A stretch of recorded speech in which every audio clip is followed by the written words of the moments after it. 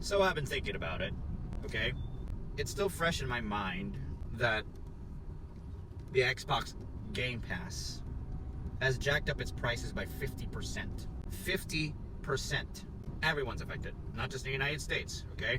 Everyone who's ever gotten into Game Pass. Now, Xbox tried to gaslight any angry people who would actually start leaving Game Pass entirely, canceling subscriptions. Xbox said they wouldn't raise the prices immediately if they did not cancel. Basically, the old timers would still have some time to actually think about it before actually renewing after their next cycle begins. Or I mean before their next cycle begins. That's what I meant. But if the old timers did cancel, if ever the old timers wanted to come back to Xbox Game Pass, they would have to pay for the new rates. Basically, the jacked up prices. The old timers who are wise enough to actually leave as soon as possible also know the other reason why Xbox is doing this. It isn't because they're just greedy. No. Xbox is possibly going to stop manufacturing consoles. That in itself is devastating. And what would happen as they stop making the actual consoles? They would reinvest their funding entirely for cloud gaming assets. Okay? Hear me out on this. Let's just be real. Not everyone has the best internet. All right?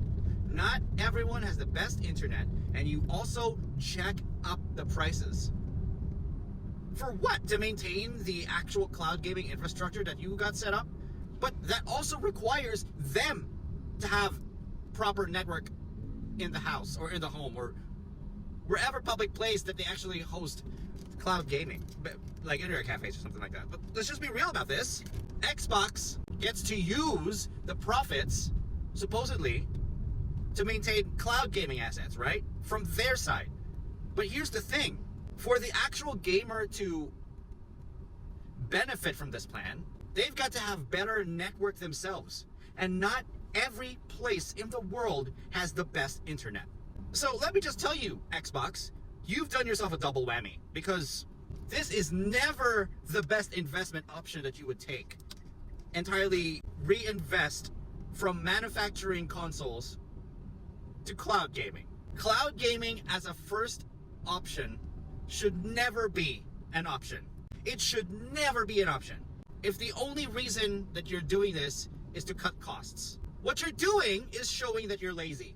What you're doing is showing people that if they don't get your services, they will miss out. Here's the problem with that argument. They will miss out on a lot. Most gamers, and this is actually proper mentality, most gamers would rather depend on the power of the machine that's actually letting them enjoy the game instead of an internet connection. Most likely it would be spotty at this type of investment option that you want to actually go through. Heck, maybe it's not an investment option anymore. You're preparing the entire infrastructure of the network to include cloud gaming. If that is not scumbaggery at its finest, I don't know what is. Bro, I am not an Xbox gamer. I am a PC gamer. And let me tell you, this entire scheme that Xbox has, it is absolutely disgusting. It is absolutely disgusting. Fine, they would actually prefer innovation over manufacturing consoles. And you know what this would actually mean for them? It would absolutely mean that Xbox loses the console war. Because if their investment scheme does not work into something profitable for both themselves and the gamers, not only will they lose because they stop manufacturing consoles, but they lose because there are not enough gamers who would like to put up with over expensive services, all because of cost-cutting schemes. No reasonable person would think that this is smart and logical. I don't know exactly what was in their mind, but if it is never for the benefit of the consumer, then I wouldn't be surprised. So yes, Xbox, I would definitely conclude already, both as a gaming option and as a brand. We definitely would prefer to use PCs. It would no longer be in Xbox's favor, because Xbox lost out of laziness.